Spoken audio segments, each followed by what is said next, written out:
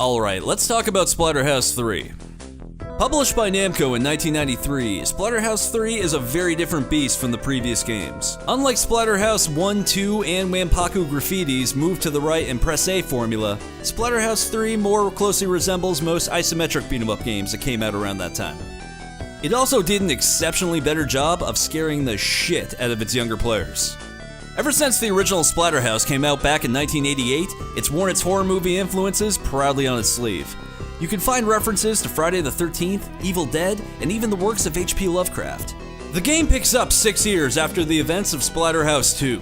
Rick, having saved his presumed dead girlfriend Jennifer, now lives with her and their 5-year-old son David in a giant mansion.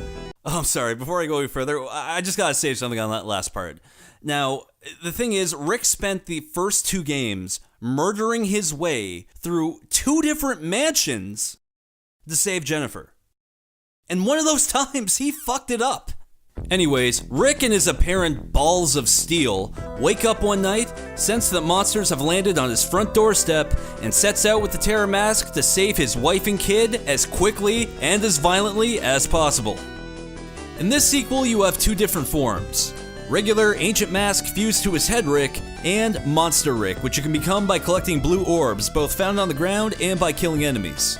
Monster Rick is stronger and has a better variety of attacks.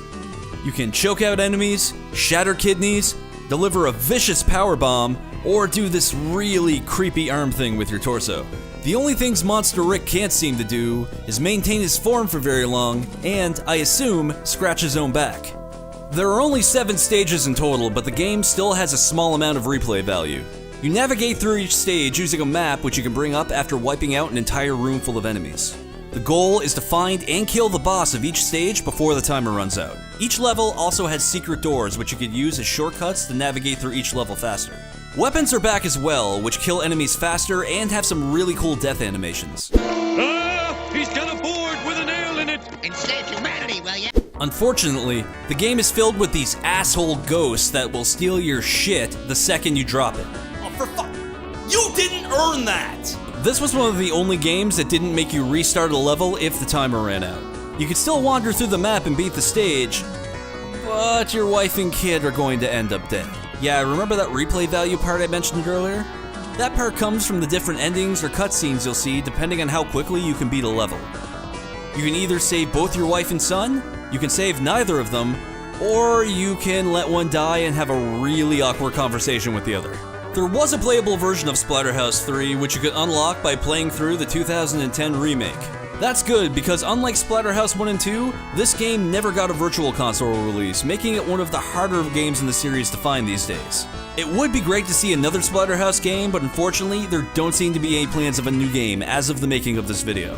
But the real crime? That we never got to see a Splatterhouse film with Jim Darkwing Duck Cummings reprising his role as the Terror Mask. Who am I? Let's just say I'm God. Your God. At least the only God that's listening right now. Ah, good stuff. It's a shame my wife and kid are dead.